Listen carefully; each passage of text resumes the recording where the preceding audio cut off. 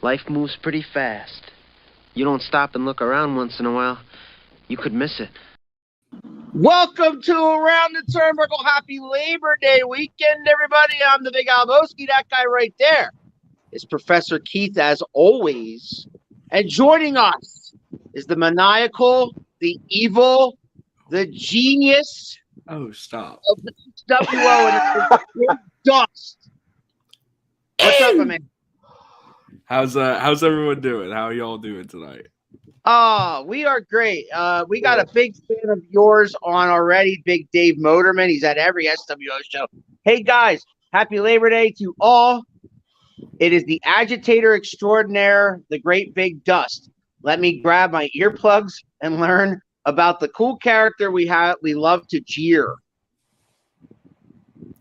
We lost the professor. I don't know why. You lost my camera. For some reason, the browser disconnected. It's, I guess, going to be the same issue as last week, so we're just going to roll with it, I guess. Dust is going to complain that we can't see your face. Oh yeah, I'll definitely be fine. I prefer without the camera personally. I think most people do. Well, anyway, man, let's get to it. Once upon a time, you were a fan like us, and when did you make that transition to you wanted to be a part of this business, and how did you start that journey? Are you asking me how I got my start? Yeah, did you seek training? Did you just start broadcasting? Like, I know you were a broadcaster also, besides being a manager. So, like, how did you start? How did you get your foot in the door of the business, I should say? How I got my start. I was doing theater for a fair amount of time, and while I was doing some shows, out of nowhere, one of my good friends, a character in the story of my career so far, Nelson Bauer, was like, "Hey, yo, let's go to training." I started training under what is now the Workhorse Training Center in Delaware under Mark Harrow, and got my ass kicked consistently there, and yeah, I met a lot of good people on the way, and now I'm here. And you were a fan before that, I take it, right? You watched wrestling, you were familiar with it? Of course, like lifelong fan, always one of those things where you're like, as a kid, you're watching and you're like, oh, I really want to do this. And it'd be really cool if I was able to. And you never really know until you're actually sitting there and you get the opportunity. So did you want to be a wrestler, a broadcaster, a manager, all three, or did that just evolve? Originally, I wanted to be a wrestler. That's what I was training for. Talks about me being a manager. I mean, I feel like as you're starting training, most places, that's what they start you off at first.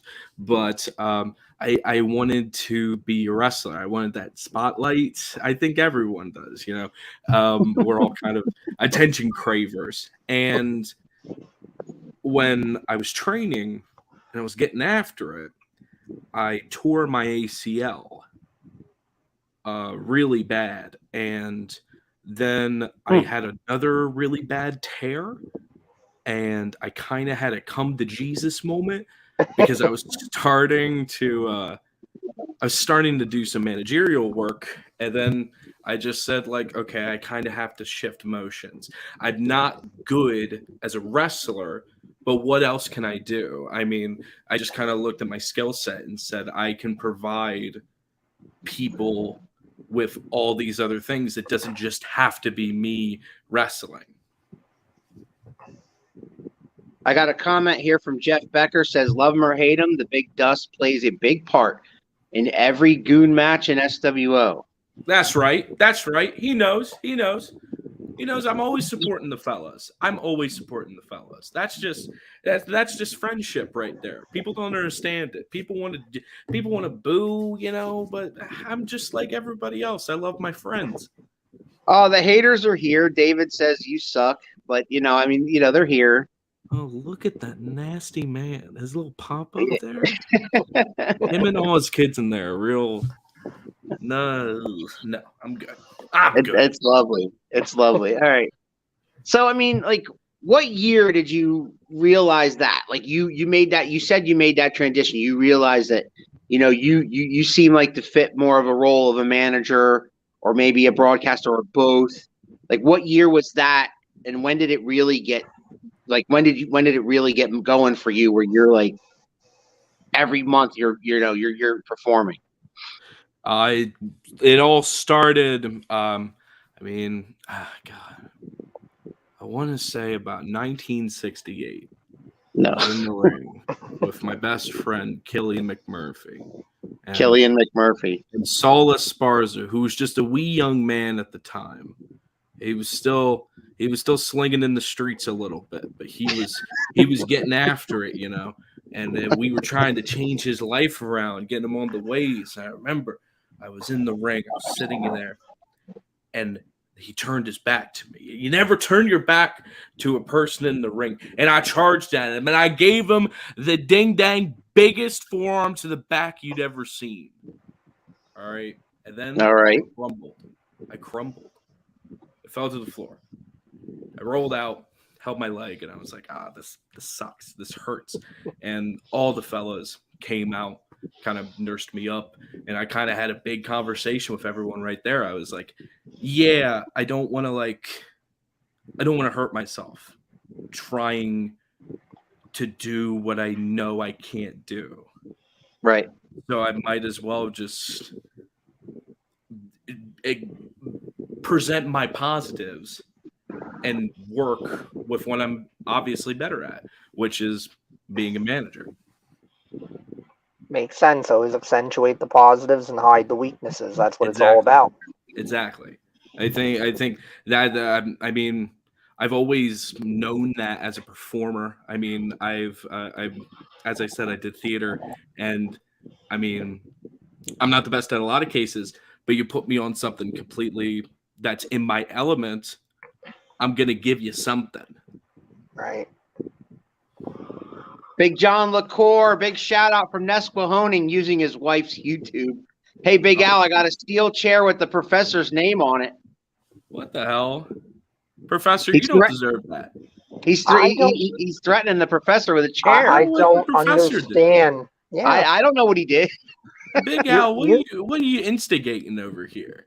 I don't instigate anything. And I think that's what it is. It really is. It's an instigation. Yeah. Hey, you might not know me yet, but I support the heels, pal.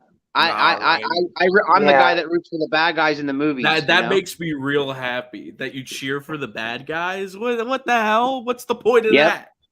I love it.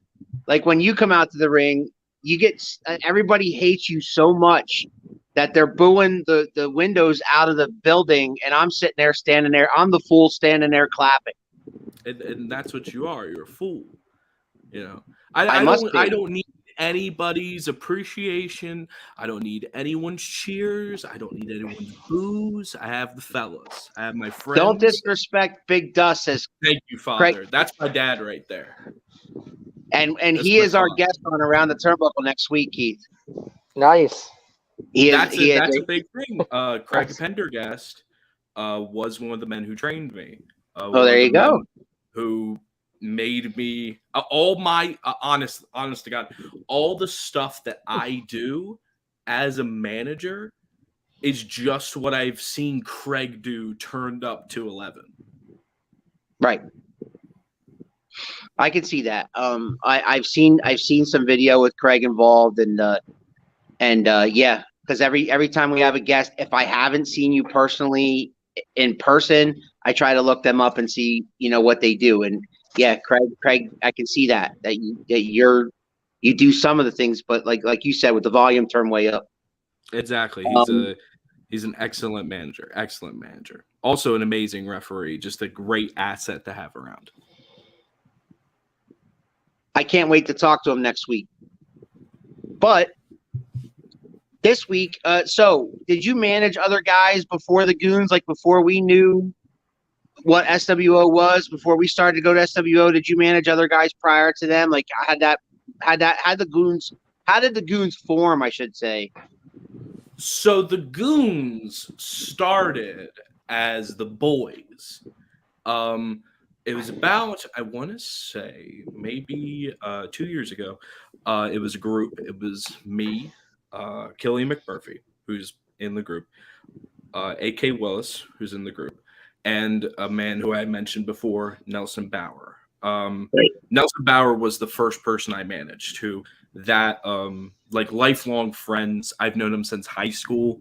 We get along extremely well. And then I met Killian and I met AK Pops, and all the people in the Goons are just connected in this way of we've all helped each other get to the point that we are. I mean, like Killian is by all means the reason I'm here. Same with Rob Radke. Rob Radke, one of the people that trained me, technically had my first match against Rob Radke. It's Nice. in a little barn out by next to a Royal Farms. I mean, and that there's that genuine friendship that carried over into this stable that we now have. We have Eel O'Neill, we have Saul Esparza, we have Miles Millennium. I mean, it's a super group, but there's a genuine love and affection for one another, which is so different from everyone else. That's a great asset to have too, because that chemistry then is going to come across on screen because you don't need to work anything, you don't need to act. You guys really like each other. The only part that's working is we like each other, we just hate all the rest of you. Exactly. We don't need anybody's love but ourselves, but our own. Jeff Becker says, were you going to have a prenup with Mary Elizabeth before you decided to bail on her at your in-ring wedding? That's a good question. I don't believe in prenups. I think it's a scam. I just kind of blew it off immediately, you know. I was there, Keith. That was the most dastardly thing I've ever seen in my life. It was, and it was definitely different because usually the wrestling wedding, you're waiting for the babyface, you're waiting for Tommy Vex, and you're like, well, when's Tommy Vex coming out to screw this up? When's Tommy Vex coming out to screw this up? And it's Big Dust who's like, nope, not going to do that. I'm going to screw this up myself. Look, I'm going to dump her. Ruin my own wedding but myself. That's just the fact. That's just how it's going to go. Okay, Mary Elizabeth, okay, she might have got up at the end. I mean, her and Tommy Vex are back together, and they brought out goddamn Eric Martin, of all people, my greatest rival, and ruined my day. It's insanely frustrating when you plan out something to a T and you want that to go so well and it's almost there and it's almost perfection, and then someone just knocks it over. And it's very sad what happened. I don't feel bad for Mary Beth. She's not my type. She just isn't. She never was. It's just how it is. How do you feel when the fans chant or compare you to Paul Bearer? I don't give a damn. Paul Bearer's cool. Okay, he's a cool guy.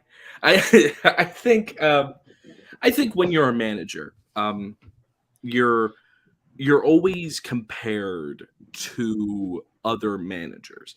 Sure. It's unavoidable because it's not like when in professional wrestling where there's like 18 different styles. Just in reality, with managing, there's only about like 3. Right. And it's just going to happen. And I've kind of, when I first started out, I always kind of didn't like it because I was like, oh, I'd rather be myself. And I still kind of feel that way. But I mean, hey, if you want to chant something at me, go ahead. I don't give a damn. I'm still in there and you're not. This is true. This is true. But yeah, like you have what Paul Heyman has referred to a million times as like this it factor. Like you just, when you have the microphone, it seems like not only do you know the exact thing to say, but you can easily piss off every single man, woman, and child in that building within a matter of like 5-10 seconds. Did that come naturally for you? Or did you have to, get better and better at that as time went on? I think people boo me because I am a dark reflection of their own selves. And I will not elaborate any further on that. Okay. What do you think, Professor? I mean, that's interesting. And I know you said you don't want to elaborate on it any further, but I mean, just a follow-up question there. Do you see that as something like I'm saying the things or I'm doing the things that you wish that you could say, but you just won't because of either cowardice or no, that's not polite, or social conventions holding people back? I what to actually give like a decent response to it. The it's all theater, you know. Mm-hmm. It's all, I am going to do my best to draw something from the crowd. Give me that, because that's and when people react the way that they react, I mean, it just means that I'm doing a good job, and then that gives me even more energy with my guys, and we just go ham. I mean, I can't really explain. I mean, I think the SWO crowd just hates me, hates my guts, but they also love a couple of the fellas. Like, I mean, Miles gets cheered every time he goes out there, mostly because he's one of the best wrestlers on the planet. Oh, Same yeah. with Eel O'Neill, you know, and then and they can do what they want. It's where it's wrestling, baby. Just have fun with it. Yeah. I think Why? that's I noticed that Miles is signed. I mean, he gets booked everywhere, and so yeah, he's a talent that. I mean, if he wants that contract, I just think if he keeps grinding, he's going to get there. You know what I'm saying? Miles, if anytime you see that man on a show, on the card, no matter who he's facing, he's gonna get something out of somebody. If you melted down professional wrestling and like what makes it good into like this little pot, Miles Millennium is like the source of that. I genuinely think, and it's nothing against any of the other people I know, he is the best wrestler in the Goons. There's just no question about it. It's hard. I don't disagree with that at all. So tell us some of your favorite moments as manager of the Goons. Some of maybe their best matches that obviously you were involved in. Maybe some memories of yours. Maybe some stories that you have of where things just went your way that night, and it was just a fabulous night for Big Dust and the Goons. I mean, I think recent memory. I mean, the wedding. I think just from top to bottom, I think a wonderful thing happened that day. For me, I mean, you have to go back to Killian McMurphy's win at the Super 8. What me and him did that night, making history. I mean, it was a tough tournament, like amazing competition. Sadly, a very good professional wrestler's leg, foot breaking like in the beginning of the match, but that's almost beautiful in a way. I mean, Killian McMurphy won one of the most coveted trophies in the independent scenes while sitting down in a chair in the middle of a professional wrestling ring. I mean, what better story is that? You know? Mm-hmm. I think another big one is me and Killian's death match that we had against Casanova Valentine and Puff in Hell. I think that's an amazing match. I got the absolute hell beat out of me, and it's and hopefully making some more history next month. This month. ECWA Tag Super Rob and Killian going at it again with me. I'm the only person in the tournament that has a manager. Don't know why you just wouldn't have like a get out of jail free card in your back pocket like that. But all the other tag teams, I mean, there's some amazing talents out there. But the fellas, we are primed for that trophy, and we're primed for even more success down the road. Bob Bushman says, Big Al, we all need to acknowledge Big Dust. He is absolutely one of the greats in the industry, hands down. Hey, stop, bud. Stop, bud. All right. I got enough smoke up me right now. All right. I'm going to start coming out of the ears. So, talk about Big Dust and the Goons now. Like, what's happening with you all right now? What's important to you? And what do you guys got coming up soon? I mean, right now we got the tag team Super 8 coming up. Saul is in the cup, the tournament for SWO coming up. He's gonna kill it. Saul, one of the best workers today, and he's so young. He's just gonna keep getting better. Are you kidding me? But we got that. We got just a lot of stuff, and I mean, we might have something coming up soon when it comes to a little cinematic.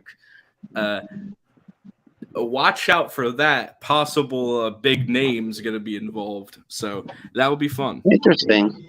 Very nice. Is there any wrestler in SWO you'd like to take on into the Goons and manage, or isn't anyone worthy to join that elite group? In SWO, no. We've already beat them all. No. I mean, I love the dogs, but no one's worth it. Wolfman. I'm picking Wolfman. Wait, I just second guess everything. I'm picking Wolf. All right, I just want him to like be next to me. That's all I want. If you could just be around me, I'd be happy. No, knowing Wolf, I don't think he's going to just stand next to you. He's not the sit there silently type. For him. I'll feed him some. I'll give him some little biscuits. Has there ever been an instance in your wrestling career that you have been either verbally or physically attacked by a fan? Miles' mom slapped me after a match that we had against him. That was very fun. What prompted her to slap you, may I ask? I was just being real rude, I guess. I don't know. She's just violent. A wonderful woman, though. Love Miles. She just hold off and smacked you. There was nothing like beforehand where she was like, hey, I'm going to do this. I walked up to her. She gave me the smack. It was crazy. Wow. A guy threw a beer bottle at me. Oh, wow. But, like, nothing crazy. Nothing crazy. Thankfully. I'm waiting for it, though. I'm waiting for so am I, for somebody to try. I've been to the last, 3 SWO shows, and it seems like they're getting more and more and more pissed off at you. The whole Tommy Vex thing and the wedding thing, they were all there. Again, it's a wrestling wedding, so they're all thinking something's going to happen. Nothing happens, and then you drop the bomb, and then everybody in there wanted to kill you. Mary Elizabeth's father jumped the dang ring. Mary he Beth's did. father. Yeah, he did. He did. Swung at me, then grabbed Saul. Why? In what world do we just allow fans to do that? In what world? Like, sit down. He's just like his daughter. All right, just don't just too much. All right, and stinks. Really smells, bro. Smells bad. Sup, guys? Sup, Chris? How you got? How's it going down there in South Carolina? So do you have any influences like guys that like you looked up to when you were young, like when you were a kid, whether it be wrestlers or whether it be managers? You know, I get asked a fair amount if I'm inspired by the managers of my past, and I mean, as I stated before, I think when you are a manager, that's just gonna happen, right? I mean, Sure. You're just going to base a couple of your styles. And definitely you can probably look at my stuff and like point out like, okay, that might be like this guy. That might be Heenan. That might be Cornette. That might be Heyman. But most of my influence comes from outside of wrestling. I much prefer to pull from that. I mean, I like to think of myself as like a mixture of Fozzie Bear. I mean, I'm much more inspired by Fozzie Bear and Saul Goodman than I am Cornette and Heyman. Interesting. I mean, it makes sense because they always say, be the first you, don't be the next whoever, be the first you. Right. And that's really interesting that you've been able to take, some pop culture figures that are known but are not within the industry and say, okay, let me bring that in. Let me mix that in with the pro wrestling know-how and bring something unique to the table. Exactly. And I mean, I am doing a tired old tradition of the manager who gets involved, but Right. I try and throw in little things that spice it up. I don't even consider myself a manager. I think I'm much more than that. I don't call myself a manager. I don't say that I'm associated of someone. The people that I come out to the ring with are my best friends. So you wouldn't even say you're like an advocate or anything. You would almost just be like, I got no law degree. I don't have a degree. I don't have any. I don't have anything that would state that I don't even think I have my managerial license, or at least I need to get it renewed. Honestly, don't tell the kids. But I mean, don't listen to the state of Pennsylvania. You're barred. Yeah, exactly. No. But I help my friends out as much as they need me to. Right. So that's how you would describe your role is I'm just a friend helping my friends, not a spiritual leader, not a manager, not an advocate. I'm their friend. I'm out here to make sure my friends succeed. Exactly. Okay. That's interesting. Everyone has that wrestler who they grew up with and said, I want to be like him. Do you have that guy? I wanted to be just like I mean, you grow up and you watch what you watch, but honestly, I really wanted to be just like Buzz Lightyear. That was my hero growing up. I mean, I must have watched the Toy Story 2 tape so much that I think I destroyed it as a child, and my family secretly replaced the VHS tape without me knowing. I mean, Toy Story 2. What a film. What a film. What a great Toy Story film. 2. Specifically Toy Story 2. Yeah, well, they're all great. I think it's I personally feel like it's the greatest movie series of all time. But two, that's my stuff personally. Interesting. Can we talk about your entrance music because it's rather familiar to a lot of people? Well, could you elaborate on that? It's one of those things where we take influences from everywhere, and Killian, who kind of the person, not the leader, we don't have a leader, but Killian is a huge Sonic the Hedgehog fan, as am I, and Sonic the Hedgehog just has some absolute bangers. and that little trap remix that we come out to. I think Pops discovered it and sent it to the group and said, "This is hard. Let's come out to this." And then that's just our music. I love it. I know Keith's gonna love it when he hears it first, when the Yeah. Goons first come out. Yeah, I love Sonic. Yeah. And to me, I thought, that's the music. Like, I guess, like whenever you're fighting like Eggman, and so that I remember. 'Cause, I mean, it's been, I don't know, 30 years since I played Sonic the Hedgehog, but yeah, I remember that. I remember that music distinctly. But the first time I heard it, I looked at the guy next to me I was with. I said, "Is that what I think it is?" It is. It is the Eggman boss fight trap remix. Yeah, and it goes hard. Right. He was right. He was right for suggesting that, because it fits the whole thing. It fits all you guys, I think, perfectly. And again, it's unique. It's not the standard wrestling thing, which I love, because by God, we need more of that. We need those guys that are out there going like I always say, don't reinvent the wheel, right?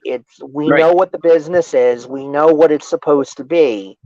Don't try to change it from the ground up, but bring your embellishments to it. Find your niche within it, or your way within it, to go, I'm going to be different in this very familiar, very known, very worn kind of territory, because you always have the problem of there's only, I think they say like 3 or 4 different main stories that you can tell, and that's certainly true of wrestling, probably even less, because the only stories you can tell are stories that end in let's get in a fight. And there's only another one of the things that me and the whole group is known for is, I mean, during the pandemic, another thing that, if you are unfamiliar with my work, I implore you to check out. We had the 1CW Bulletproof Championship, and we defended it in cinematics. Right. And my philosophy with those, and if you watch them, they're not wrestling cinematics. They move more like a 3-act structure of a episode of a television show or a film or a theater piece, and that is always my thought process of like, we know what a wrestling match is. What else can it be? Why can't it be a exploration of someone's past? Why can't it be a 45-minute podcast? Why can't it be a trip to a haunted house and someone's running around trying to kill the champion? I mean, just having fun with it and trying to do something different. That is just always my philosophy. You mentioned theater. You mentioned theater earlier. Do you still dabble in that outside of wrestling? Just a little bit. It's hard to really dive into it, honestly, just because theater is a very big time restraint. It's a very big time. You gotta dedicate a lot to it. And I mean, I do these little workshops every now and then with the fellas now, which is very fun, and we just have a good time.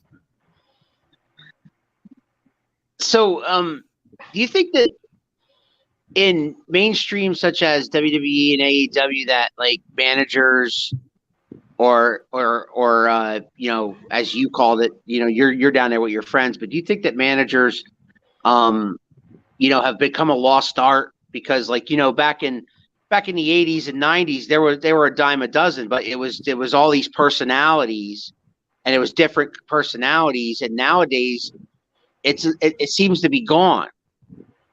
I think the issue is with managers and a managerial role nowadays is a lot of them are more so like valets and mouthpieces, which is Right. just fine. That I am not doubting anything like that. I mean, but I think it's interesting the wrestling world's reaction to whenever a new manager comes up and they're like, oh, I miss managers. And in reality, if you look at it, a lot of them have always kind of been around. There's Yeah. always someone. I mean, a recent memory, I don't really like to talk about modern stuff too much, but I mean, honestly, MVP's work Yeah, it was really good. in the Hurt business, it's excellent. I think he was the manager in the on the planet. I don't think anyone touched that man. And I mean, some of the folks in AEW, very talented. And I mean, there's a lot of people on the independent scene as well. And it's and a lot of the managers nowadays, the issue with it is people see that the 80s were jam-packed with it. Right. But in reality, what purpose were they there for? You kind of got to look at it like that. And I think what we need now, we don't need more managers. What we need is managers with a purpose, with a reason to be out there. And not just to add something. I mean, I think people saying adding something to a character, I mean, that's just like a throwaway line. Like, what does that really mean? In the end, I mean, the role can be so much more than what people think. You seem to agree with that, Keith. I mean, I do. I think I'm vibing with what he's saying because, I mean, go back to he's compared to Paul Bearer. Think about what William Moody, Paul Bearer, Percy Pringle, whatever you want to call him, think about what he added to the Undertaker character, especially early on. Like that package. And you can say, well, what did he really do? He didn't do a lot, but what he did, there was a symbiosis there. There was something subtly where that act just clicked. And they were greater than the sum of their parts. And then when they broke them up, and it was a way to bring in Kane, and it was a way to enhance the Mankind feud, and Paul Bearer's doing something different now, it added so much to everything else that was going on. So I agree with him. You know, just having somebody to have somebody, and I've seen a couple instances of that in NXT and some other places where it seems like the idea is, well, we want to get this manager character over, give them somebody to work with, versus, hey, we want to get this act over, get the right people together. Like the Midnight is so much more with Cornette. Cornette doesn't work with just anybody. The Midnight is enhanced for having Cornette. Yokozuna was enhanced for having Cornette. It's about getting making everything work together, not just throwing somebody in there for the sake of throwing somebody in there. And valets, you can do it too. Would Randy Savage have been as over as a heel if he didn't have Miss Elizabeth to kind of abuse on screen, where the audience was like, man, I want her to get away from that guy. He's a jackass. He doesn't treat her right. You know, that. But if you just took her as a pretty girl and said, oh, let's just stick her with whoever, it doesn't work, because it needs to be that person, those people, those characters, those gimmicks interacting together. So I agree with Big Dust 100% on that. We don't need to just have 100 more random managers, like we don't need to have 100 more random wrestlers doing 50,000 different things for the sake of doing 50,000 different things. You need to find that right combination of elements, that right constellation, because at the end of the day, as much as a lot of people maybe don't want to admit it, wrestling is about story at bottom. The athletics are great, the athletics matter, but at bottom, it is about a story. It is about getting people to feel something, to hate who they're supposed to hate, love who they're supposed to love. I mean, look at what we saw yesterday. That was a show full of, oh my God, get behind the hero, and I hope they overcome that dastardly villain. It's simple, but it's the most beautiful thing in the world when it works. And that is my soapbox. You're talking about. Were you talking about Clash of the Castle? I was alluding Yeah, to it as kind of going back to what we were saying. Yeah. I only asked that because Chris asked what we thought about Clash of the Castle. My personal opinion, Chris, I thought it was great. But what does the future hold for Big Dust and the Goons? The future is bright.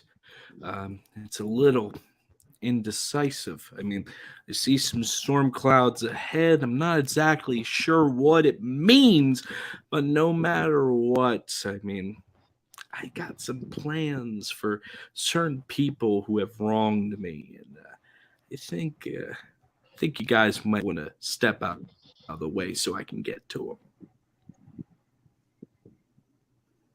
them. Yeah. Prince Piranha is here. Oh, Hello, Prince Piranha. Oh, Piranha? Jesus.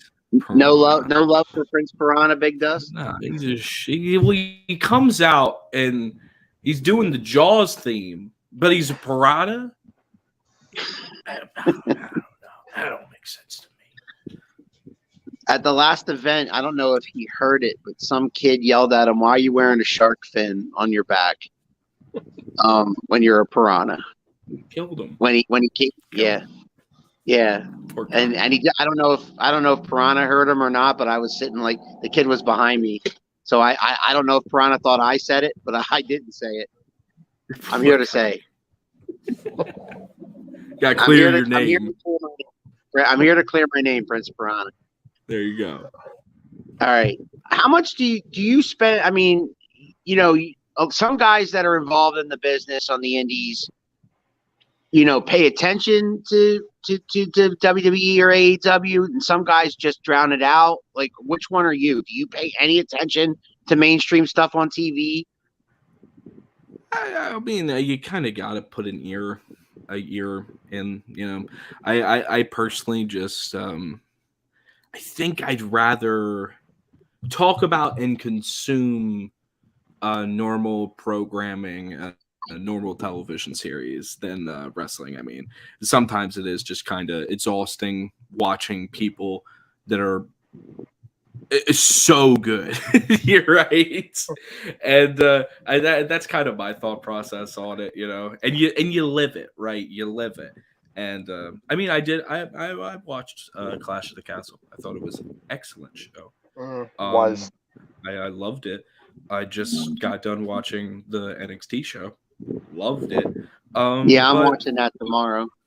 I'm doing the same. It's just one of those things where, like, I'm not the type to consistently consume as I was before. That's what I was wondering. Piranha's back. He says, "I don't use the Jaws theme. Piranhas have dorsal fins. Don't be as dumb as a child." Oh, God, get over yourself, bud. You that's the Jaws theme. I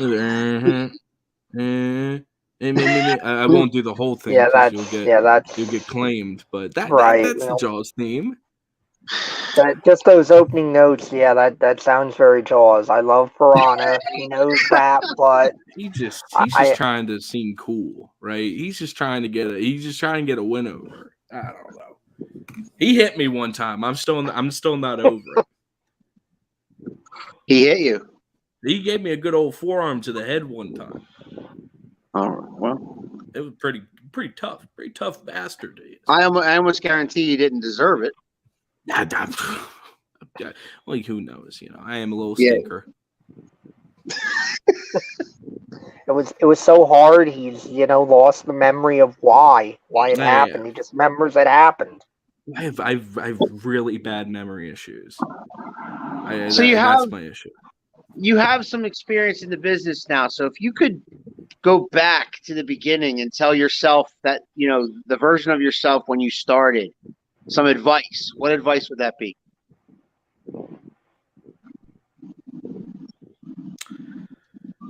I wear more deodorant.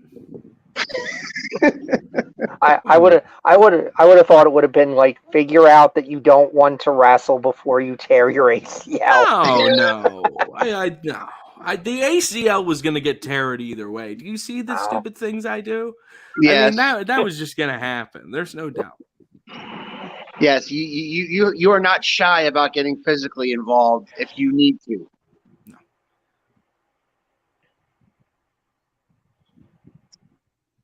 Fair enough.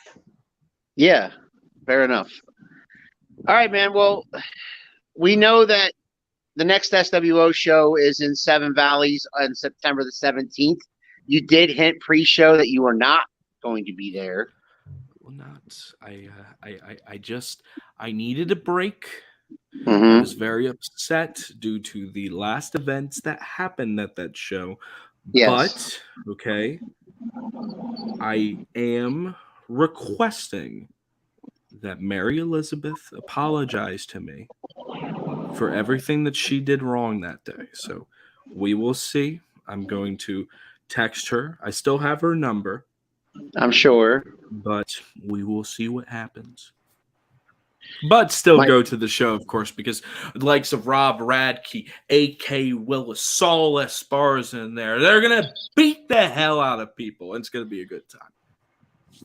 Always a good time in Seven Valleys. And if you're in that area, go check them out in Seven Valleys on September the 17th. My follow-up question for that was, since you've elaborated, since you've led us to believe you will not be there on September the 17th, is there anything that you want to promote or anything you have coming up that you would like people to know about? Well, coming up, we have the Tag Team Super 8 on the 14th at the Jersey Dugout. The Goons are going to make history once again. An absolutely stacked tag team tournament. It's going to be absolutely disgusting. I'm doing some fun stuff with a lot of interesting people. That's going to be coming out, I believe, next week on my Twitter page. So look out for that. That's going to be fun. Of course, I have the Jelly Jam, that the short film I directed with Killian McMurphy, starring two of my best friends, Big Bob Robert Lynch and Kyle Walls. Absolutely excellent talents. That's going to be really fun. In Random Tales from Joey Finnegan.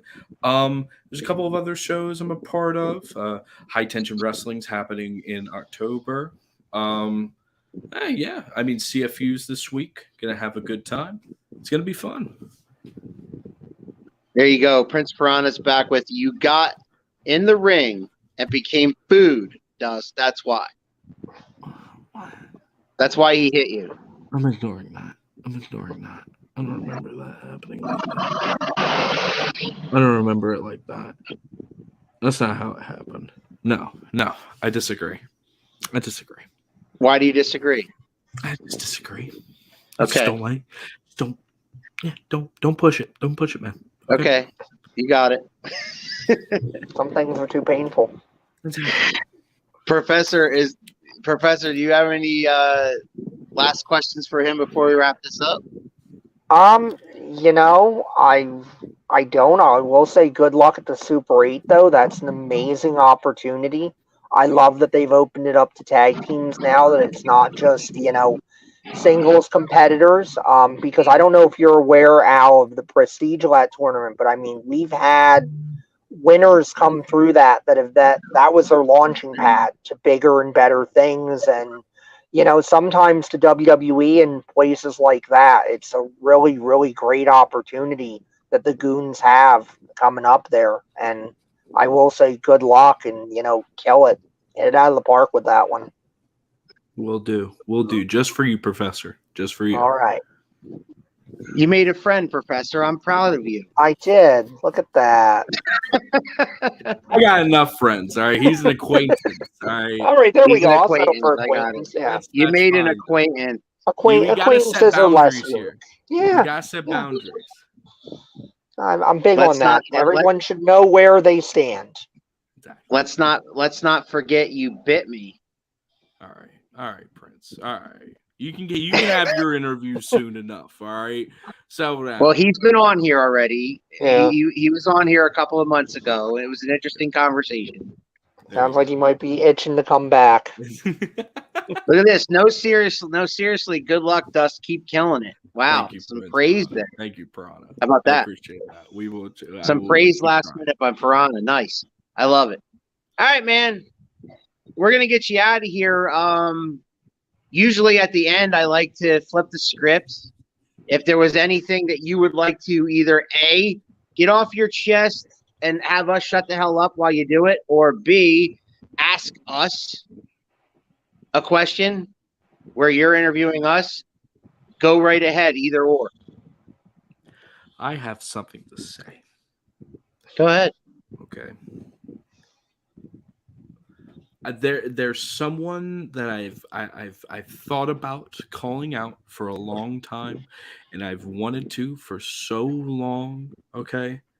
And it's Steve Wilkos. Steve Wilkos, you son of a bitch, you've taken everything from me. All right, the throwing of the chairs. All right, that was my idea. You stole that from me in '69. All right, 1969. Me and you banging in the gym. You know, it's absurd. All right. And you want to take everything from me? Well, you can't. All right, you cannot. Oh dear. Steve Wilkos has cut his speed. It's almost like I'm sorry, but it's almost like Steve Wilkos heard him That's and what, shut him that's what down. I'm saying. Like, Steve Like, Wilkos has hacked the Do feed not adjust and your has taken him settings, out. people. Big Dust was literally cut off by. Look, Piranha's laughing. I did not do that. Let me be clear. I mean, Keith, as yeah, God is my we don't witness, do that stuff here. one of my children, I did not cut him off, and I never would cut No, anyone.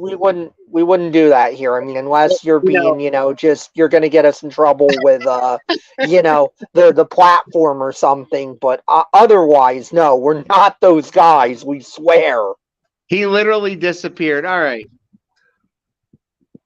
So I don't know if we're gonna get him back, but in the meantime, Professor, next Sunday on Around the Turnbuckle, Big Dust's father, as he called him earlier, manager, referee, broadcaster extraordinaire, Craig Prendergast will be here on Around the Turnbuckle. He has been sharing that post every day since I booked him. I mean, I have never had a future guest do that since we started this over 2 years ago, Professor.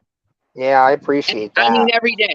He shares it every day, trying to promote his appearance. So I appreciate, Craig, if you're still watching us right now, I appreciate you doing that, brother. And we can't wait to talk to you next Sunday at 6 o'clock.